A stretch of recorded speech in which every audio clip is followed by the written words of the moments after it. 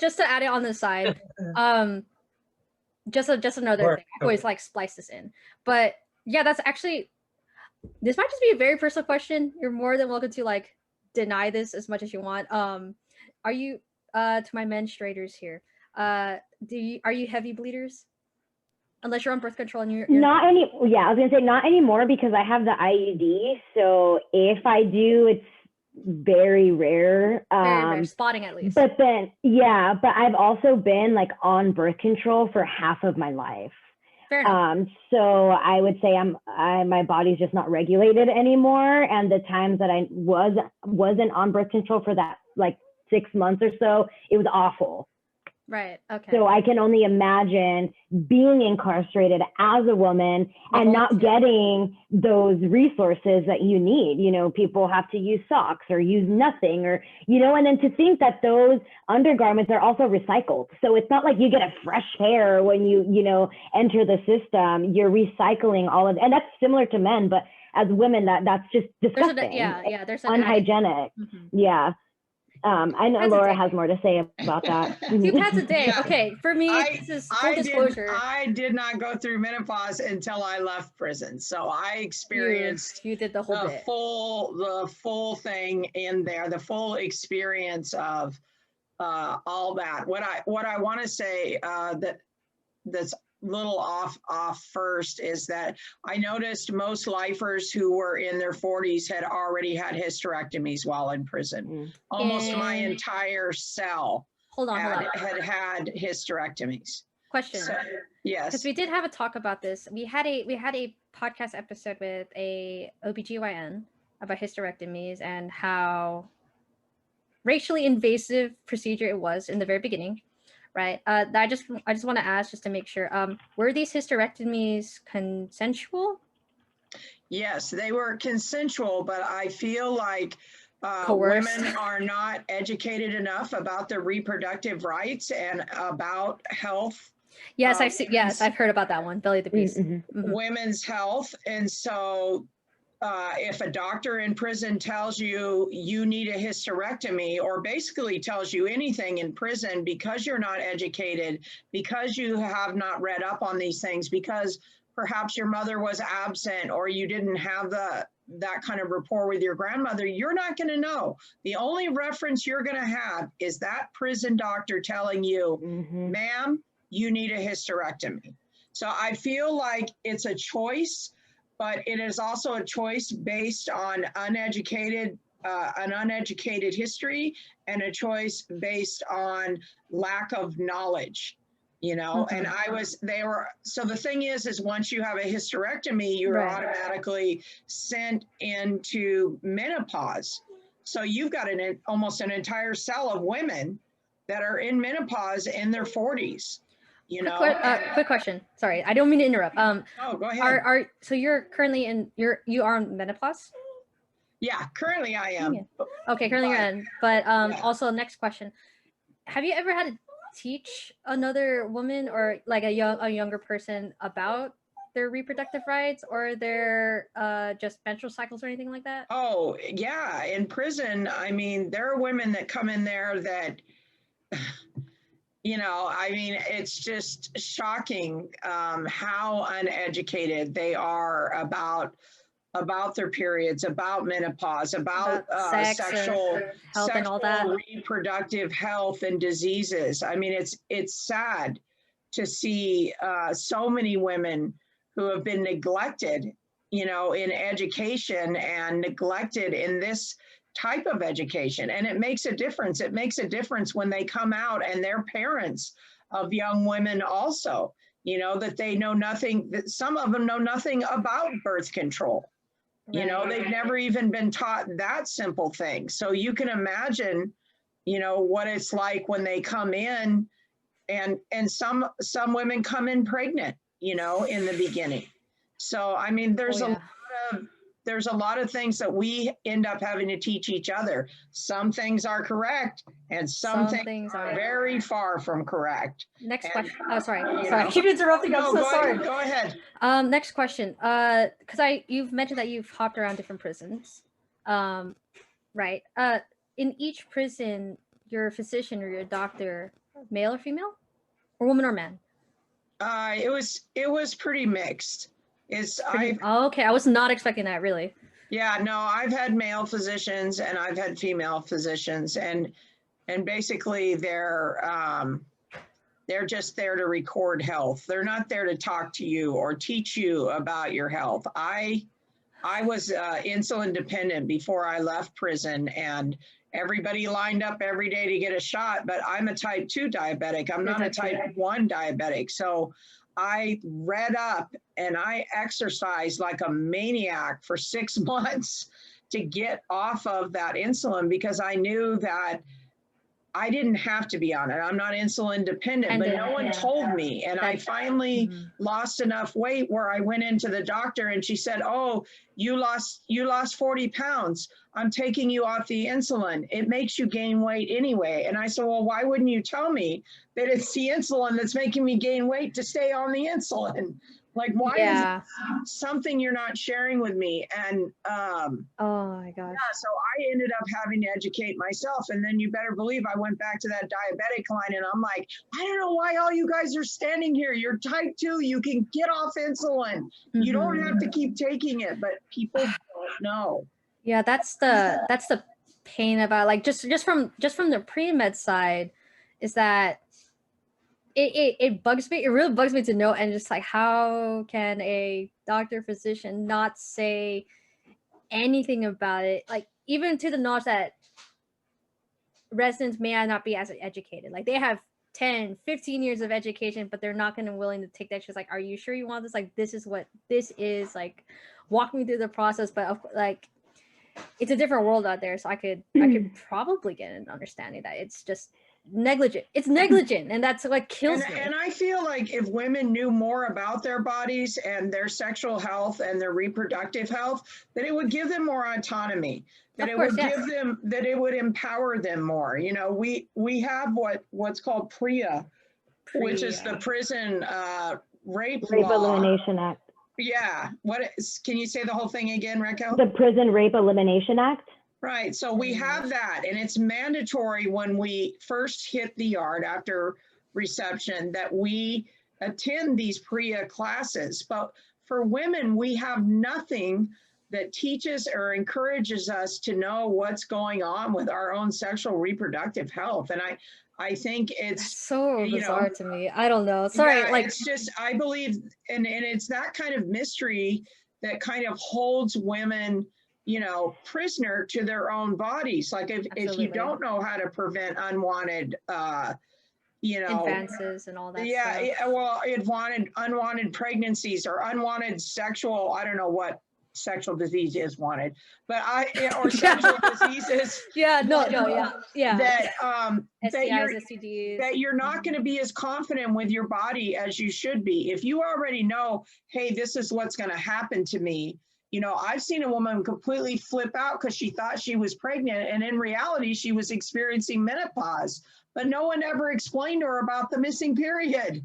So, I mean, and this is a grown woman, you know, and instead of making fun of her like the rest of the cell did, you know, I talked to her by herself and I told her, "Yo, this is what I think is happening." You know what I mean? I don't think it's some weird pregnancy or anything, because you haven't had sex in like 40 years, Martha. But it's like, it was very strange, because you'd expect a grown woman to know and to have autonomy over her own body. But, you know, I don't know how the woman could make a connection that she never had sex and thought she was pregnant instead of thinking she was postmenopausal. But it happens, and it's not funny. You know what I mean? It isn't. And I felt really bad for her, you know. Yeah. That's a whole different added shame. And like, I'm glad that you brought that up. Raquel, you probably hopped in on the idea of having the lack of autonomy to your own body in a place where you're stripped of that anyways. You're told what to do, you're told how to dress, what time to wake up, to eat, to sleep, to work out or play or whatever you do there, and then not know anything. That honestly just boggles my mind, because I mean, I'd have to admit it now. Like, we've made fun of friends, or like me, I've made fun of friends before. It's just like, how did you not know this stuff? Or like, that if you had unprotected sex, you could be pregnant. And then it's just like, oh, I did not know that. It's just like, oh, well, we could have avoided 9 months of something if someone had told you sooner. Or like if you were not ready to be a mother yet, I shouldn't have laughed at you. I should have told you, like, whoa, before we did anything else. Your partner needs to wear a condom, or you need to be on birth control of some degree, or take spermicide or Plan B if you need it. And you need to get checked every so often. Then did you get checks like Pap smears or STIs, STD checks? Was that even a thing in prisons, in women's So when prisons? you're on the receiving yard, you have to have a health screen before you go on to the main yards. And so there is one OBGYN that is on that yard, and she had the most dreaded reputation that every woman that came out of there, because she was so harsh with this speculum, they call it, I think. Oh no, I'm sorry. She would cause No. bleeding to every single woman that went in there, but you could not go over onto the main yard unless you went past this woman.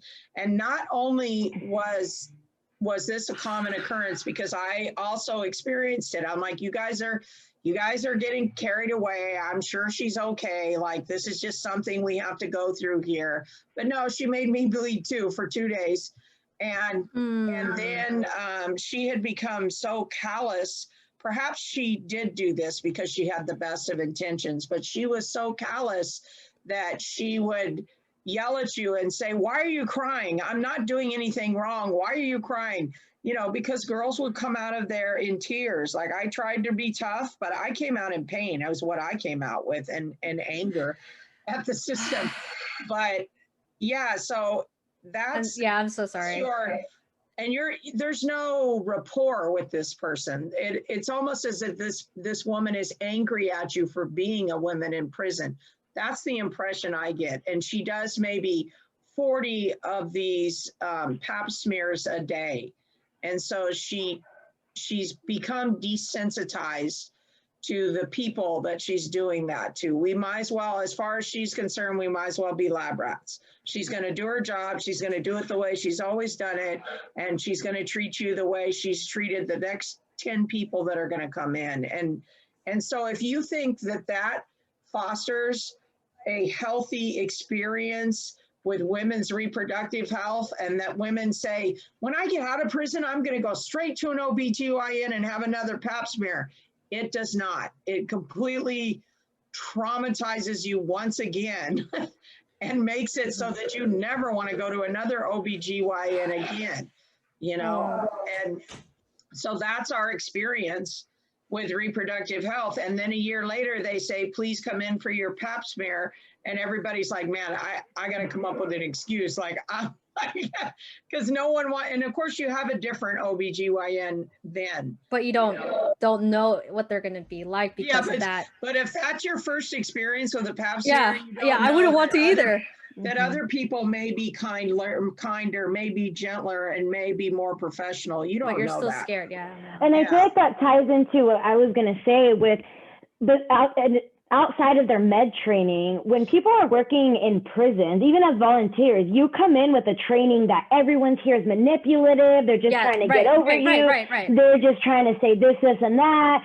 So it's like you then kind of, as Laura was saying, become so destigmatized, or this behavior is normalized, that you're belittling them because you're being told to, without being told to, essentially. So it's like you come in and they're like, oh, here's another prisoner, or here's another, loser. So like, just do what we got to do and get out of here, So I feel like that ties in a lot to the, I guess lack of, adequate training with folks who are who are working inside, because you're getting this ill-informed training that, you don't get me wrong, there are folks in prison that are manipulative, but you know what? I'm manipulative too when I need to be. You know what I mean? Like everyone needs to know how to work the system. And yes, some people work it to a disadvantage, unlike us here probably, But I think that's what's also important to know with a lot of folks inside, is that the training you get is just awful. So you then start to treat people as subhuman because you're told that they are, that what they did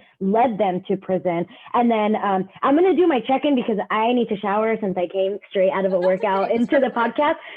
So one, I think this is phenomenal. As I mentioned before, I think any level of knowledge and education you can provide to others, I think is really important. What I would recommend moving forward is maybe delving a little deeper, because I know this was kind of like on the surface, just understanding, you know, the criminal and justice system and things of that nature. But I think it's really important to also hear like the narrative. And this is one great segment, maybe having a segment just on formerly incarcerated women, because Llewellyn, a friend of ours, is phenomenal. Everything that spews out of her mouth is just precious gold.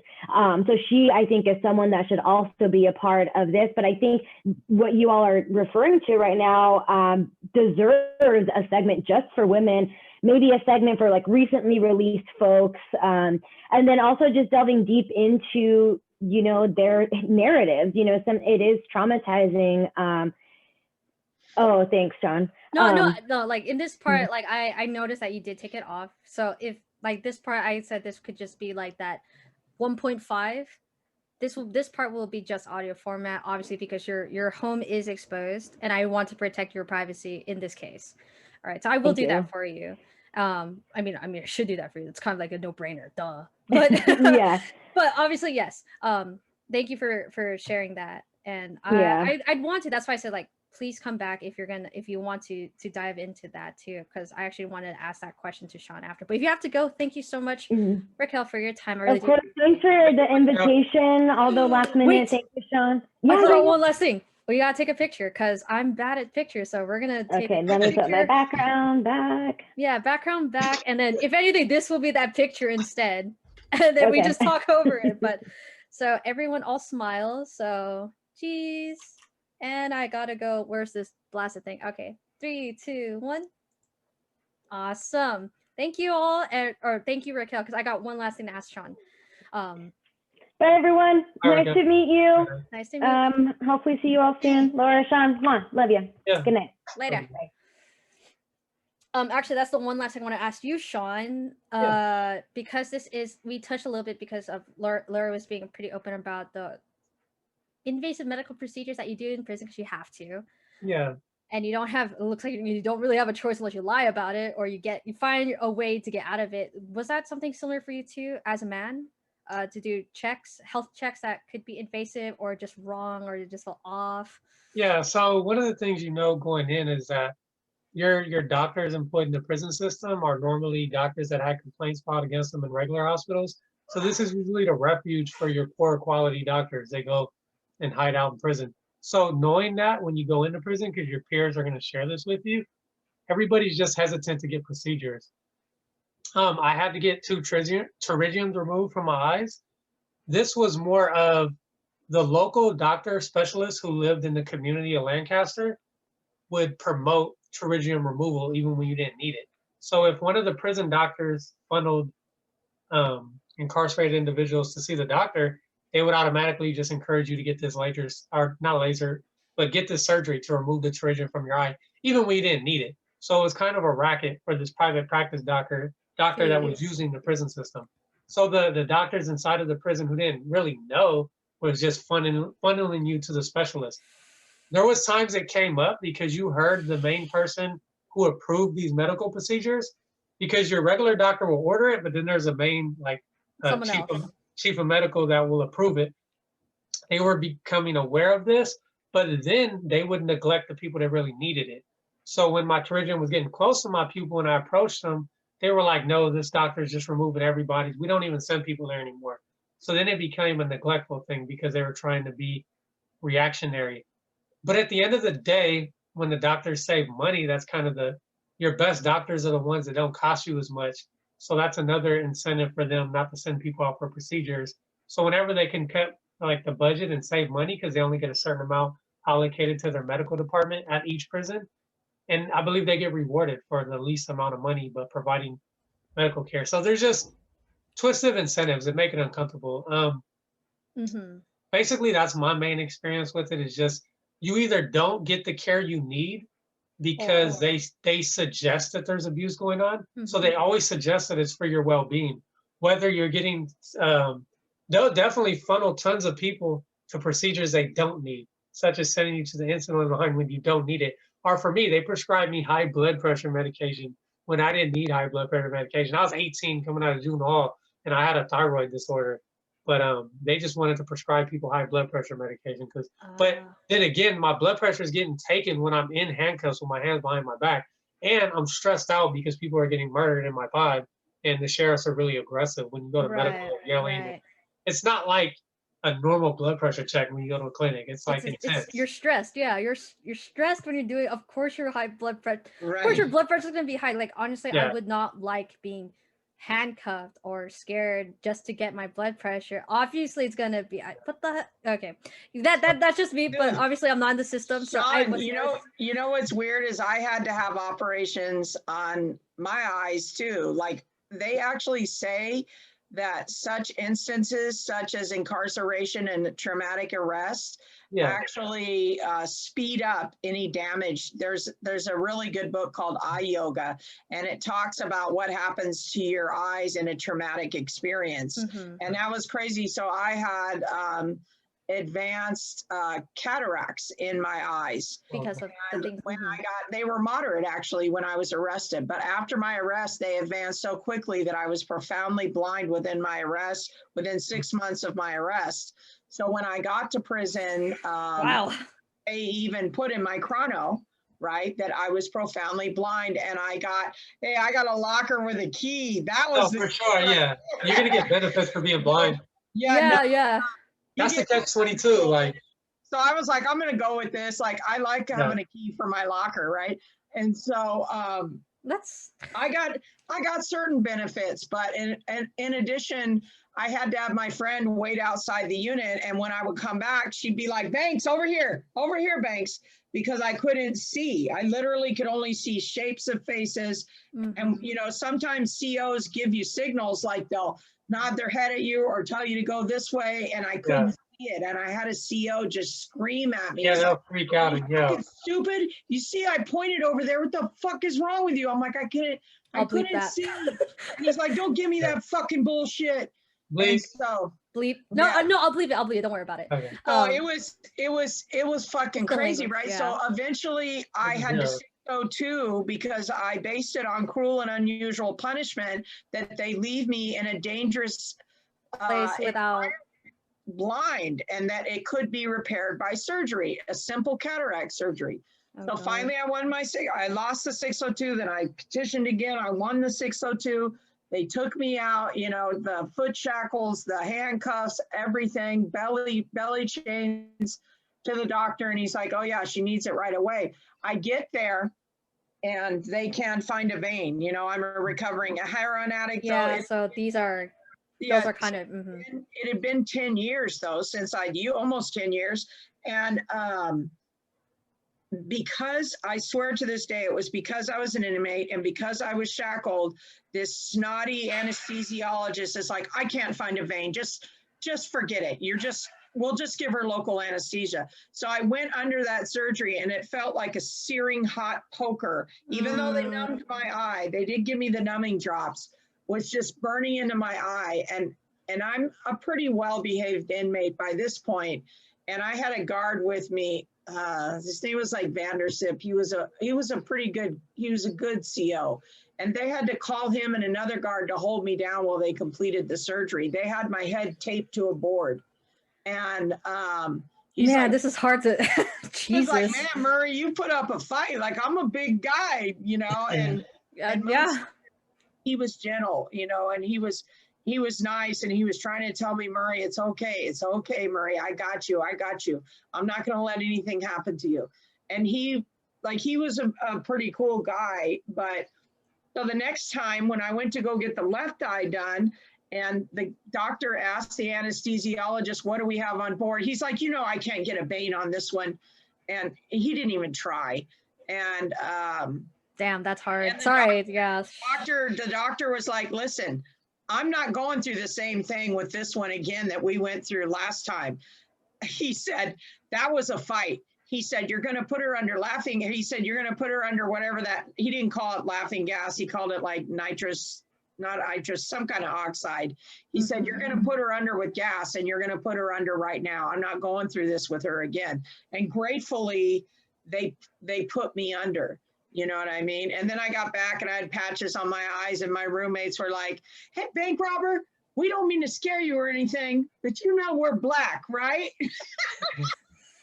Yeah, I talked to that girl yesterday, Twinkles, and I was like, yes, Twinkles. Like, they were really funny. But yeah, that was my experience with my eye surgery. And to this day, I will never forget how hard I had to fight to get it, and how traumatic it was when I finally did get it. Quick question to that. Since like you went through something like that, Shiroya, he's whimpering because he wants attention. Oh. Yeah. All right. Okay. I'll put you on my lap and we'll talk about this. But yeah. Okay, I'm getting Pickle. Come on, Pickle. Might as well. It's a semi Doggo Castle. This is like what I would call the post show podcast. So I don't want to be all nice and for. Oh, right, I should be. He's the best. Aww. You say hi, Pickle. I've owned birds before coming to America, so this is really cute. Oh, hey. What are you doing? Are you the good bird? Are you giving it? That's so cute. It's so gentle. Actually, that begs the question, because like, you know how you've mentioned the speculum procedure, right? The insertion and how it was traumatic, right? So and you're on menopause, right? So when you had your eye surgery, there is a question to this. Trust me, I'm getting to it. When you came out the second time, right? It's the second time. The second time officially, you're good to go. When you had to set up appointments for doctors, like any doctor, optometrist, general, and all of that, were you nervous? Oh yeah, I didn't even want to do it. Nervous isn't even the word. I mean, it's an uncomfortable procedure. All I have is Medi-Cal. I don't have any good medical insurance. So I know I'm going to get a doctor that's not happy with their financial situation because they're Medi-Cal doctors. And so I finally have a doctor. I got a Medi-Cal doctor, and then I got a school doctor. But then my chronic health issues like diabetes and hypertension and all that were too much for the school doctor. He's like, look, I just do mono and like sexually transmitted diseases here at the college. I can't handle your chronic health issues. So I went back to that same doctor that I'd gone to before, and she actually, I have kind of a rapport with this woman, and she finally was able to talk me into, and it didn't take much talking because I know I need these checkups. She was able to talk me into, having a Pap smear and having a regular breast exam and all that. But so that probably took a lot of it's internal. It took a lot of something inside just to make it do that again. There was an internal struggle, but like I said, before prison, I also had had good health insurance at one time, and I knew what those exams consisted of, and it wasn't pain and trauma. But, so I kind of had a reference. But it still doesn't stop you from feeling those feelings of apprehension. Absolutely. So I can't imagine what it's like for women that go in that have never had Pap smears, and that's their only Pap smear. That's got to really that's very detrimental to reproductive health as well. No, absolutely, it's traumatizing too. And then Shawn actually asked a question, like, did you actually learn any sexual health education while you were there? Like you were in juvenile hall. Yeah, so in juvenile hall they would have the county educators for AIDS, and like bare bones education. I was in Riverside County, yeah. So we were like ranked in the top 4 for chlamydia in the nation. So that was one of their big focuses. Was just educating us on that, and so it was like we got some. Oh, but they also, I remember they came. So I got actually twice while I was there. I was there 3 years, and second time I'll never forget. It was funny. I was having a silly conversation with a staff in the back. So I was like, just brings me back to one of my favorite moments. No. It's just like, because with Laura said that some women, young girls just don't know. And then just wonder if that was the same for you. But you went through the juvenile system. Yeah, so when you're in juvenile hall, you're still children, and the state has laws that govern you. So Right. Until you're technically, they have to 18. provide you stuff. Yeah. So they're Mhm. required to give you an hour of exercise. They're required to provide you a education. So you got to go to high school because Mhm. there's laws. Just as children, you get a little extra incentives. Doesn't mean they won't beat the crap out of you and say you did something stupid, and doesn't mean they won't sexually abuse you. Yeah. Because all of that was prevalent. Sexual abuse was way worse in the juvenile system than the adult system. Although in the Really? adult system, it's pretty notorious. Your juvenile system, your juveniles, we don't know how to file 602s. We don't know how to file lawsuits And for kids. 602s is the paperwork to file That's for sexual your, abuse? so you would make a PREA report in prison, and then they would get on it pretty fast in prison. Now with PREA, that's a pretty instant investigation as soon as you dial the PREA number. And when was But PREA made again? Sorry, just to Prison Rape catch me up. Elimination Act, and When was that? that's across the whole country. No, I'm saying when. When did that start? Mm-hmm. I'm not sure, but I started seeing it in prisons in 2016, I believe. They asked us in R&R, they were required Mm-hmm. all of a sudden, and they would tell you that there's a pretty silly question, but we gotta ask you, have you ever been sexually assaulted by your cellie? So that's how it was kind of like became to our attention. And also there's flyers were put up in our day rooms, which were required by law, because I believe legislation passed, which required them to do that. But I also know PREA is nationwide because they have a institutional video from like Mississippi.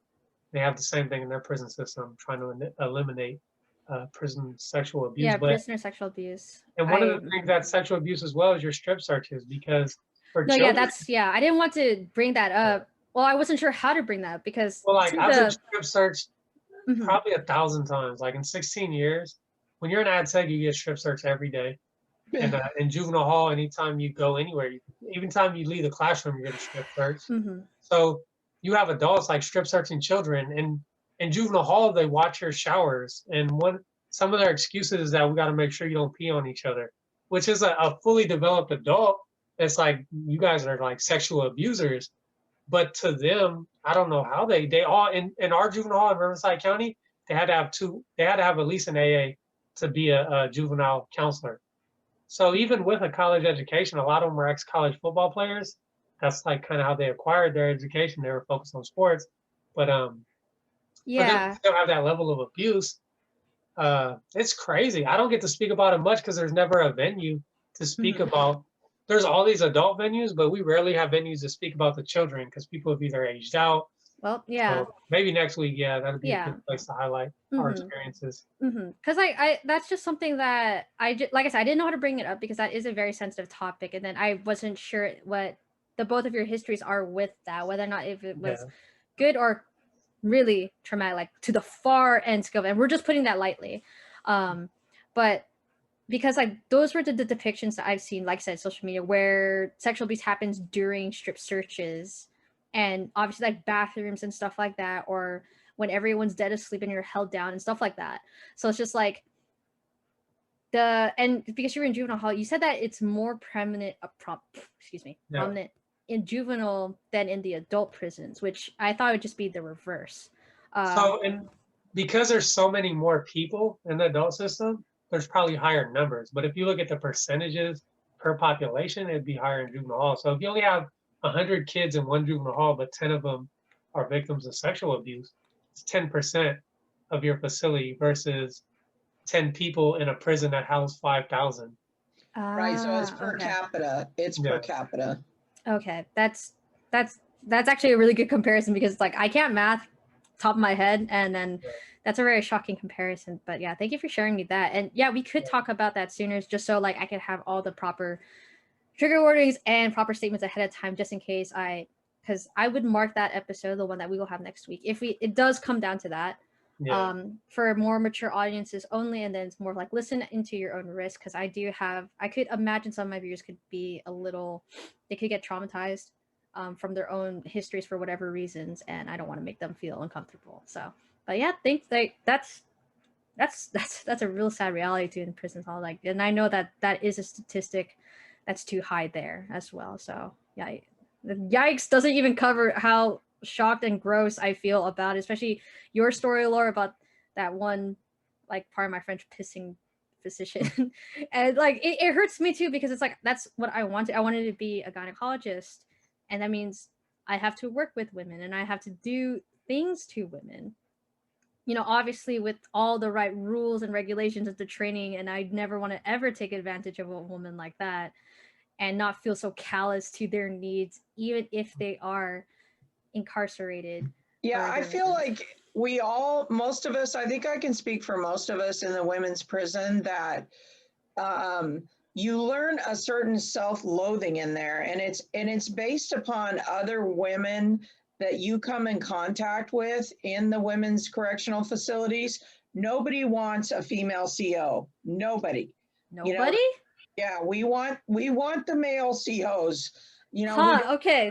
Female COs, because the female COs, to us, feel like they're harder on us. They're definitely meaner. They're definitely stricter. I don't know how it is. I talk to some men that say, we love the female COs. They're like, you know, they're cool with us in there. They're great. But when that all depends. That all depends. It all depends. Yeah, but what the motives are. Right. But you want the female COs if you want like cell phones and drugs, because you could develop like relationships. Right. But at the end of the day, if you have a female that's only doing it for one race or one group because they've gotten control of her, basically, then the other races will get write-ups.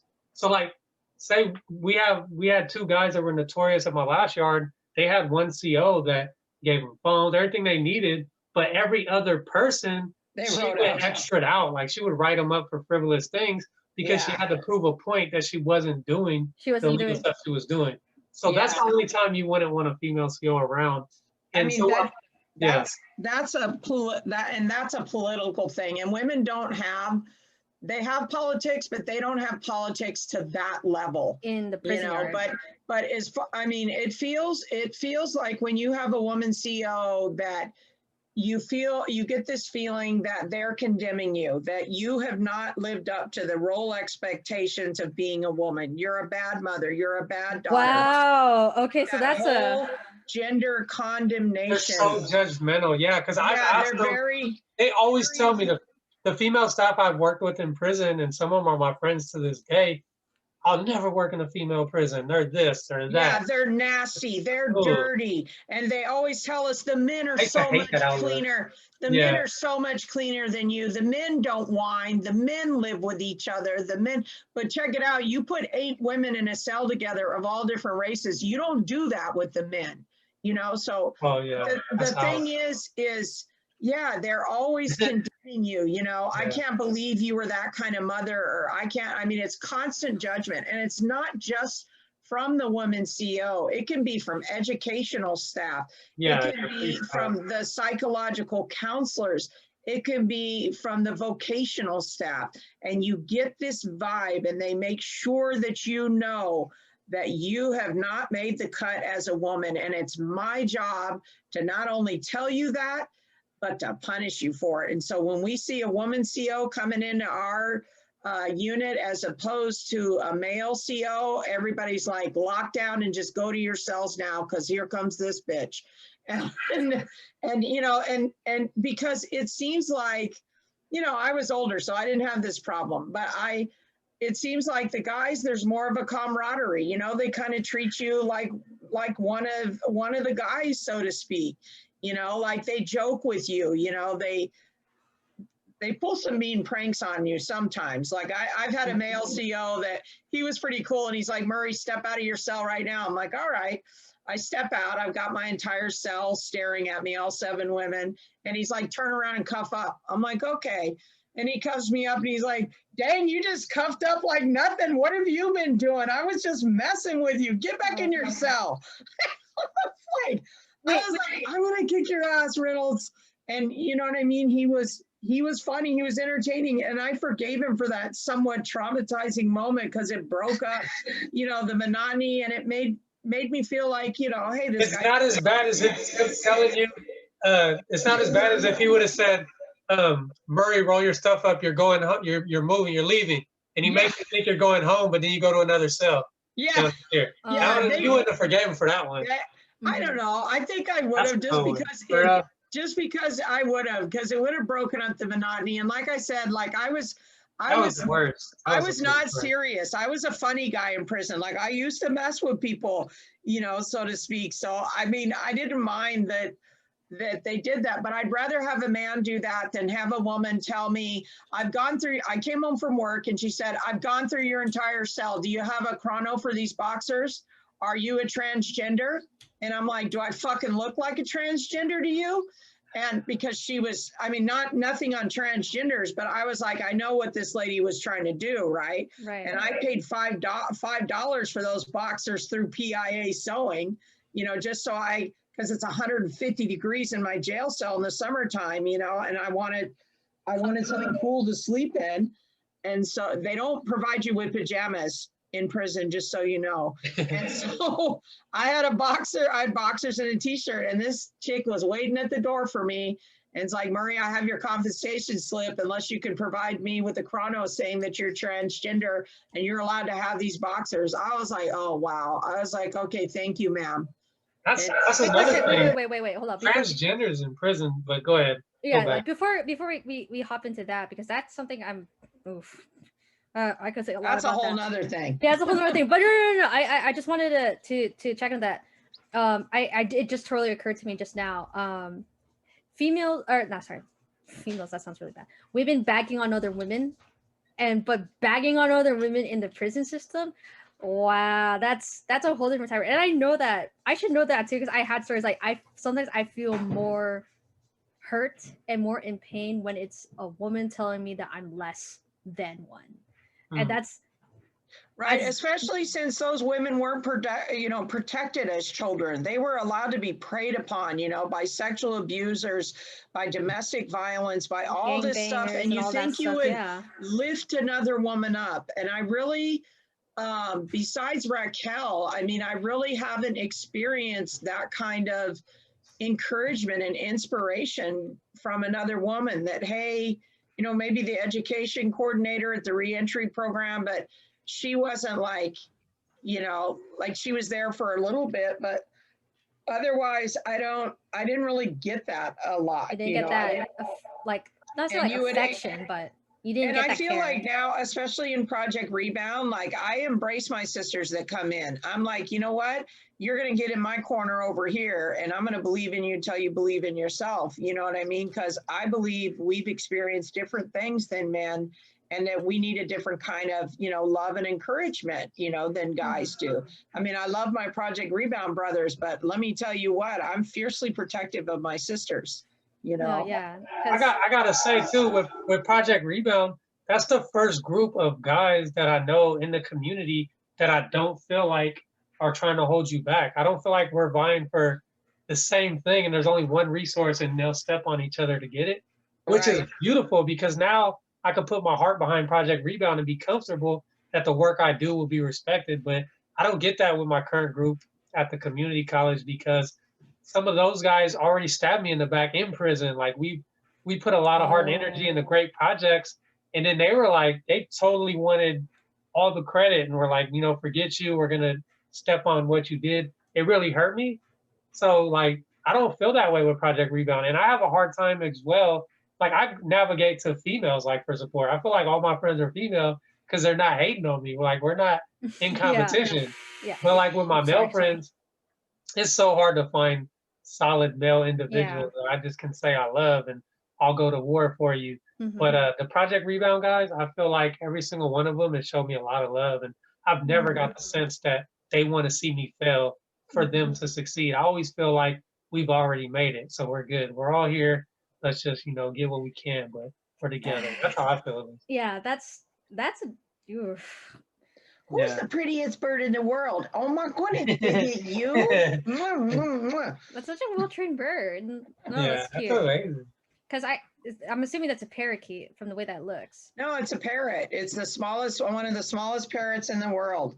It's called the South American parrotlet. You show her your little hooked beak. You show her. Ow! Don't show it to me. Yeah, you show me my butt. I had to put her on layaway, and I went back and got her out of parrot jail. I always tell her I bailed her out, but she was so expensive that working at the feed store, I couldn't afford her. So I'd go put $20 and then $30 and then until you're $40. able to It was afford. over $300 and I was able to get her, and she thinks that I'm her mom. So I've cute. actually, You are. I fly to North Carolina and I take her with me and put her under the seat. And she flies with me to North Carolina and back. She goes all over the place. She's my little friend. Yeah. No, I think that's cute. It's just, man, Yeah, it's a South American parrotlet. parrotlet. And her name is Pickle, because she's a little green pickle. It's like literally the size of a pickle, because She's, well, to give you a perspective, like here's my finger. Let me see if I can get her. I'm trying to get her. yeah, Oh, the man, green it's like- screen. Like that's as big as my finger. So she's like half, the size of my finger. It's like what, three or 4 About inches? about 3 inches, and she weighs less than an ounce. So, but she's really clever. Like she plays her little guitar and plays with her soccer ball. Aw. Yeah. Can you play with a soccer ball, buddy? He's good at fetch. This one's good at fetch. My other one's not so much, but we don't talk about it. But yeah, thank you for sharing those. Well, they are quite horrifying stories, but there's like the horrifying because that's what they were. They were horrifying health stories. But I'm glad that you shared that. Just an afterthought. I do have to pee. It's like, did you want to continue this conversation? Nah, Or we're like good. I gotta go too. I love you guys, but yeah. Yeah, no, that's great. No, I just made that out there, but no, honestly, because I will see you again, Shawn, Monday. Yeah, Monday. Yeah, and I look forward because I've never actually met her mentee, so I look forward to meeting her. Amber's cool. She's good people. She's really trying. She had a pretty rough childhood and adolescence. So I'm really happy she's coming to speak with you all. Okay. Good night, everybody. Wait, a quick question. Laura, are you going to be there too Monday? Do you want me to be there? I can be there. Did you? Okay. Yeah, I'll be there. Okay, I'll see you Monday. I'll send it again, and then thank you to two of you for sharing your time. Bye, doggy. All right, Bye. cool. Bye, Pickle. Bye, little fuzzy dog. Thank you so much. See you later. Ooh, that was a lot. That was a lot, buddy, huh? Yeah, time to pee.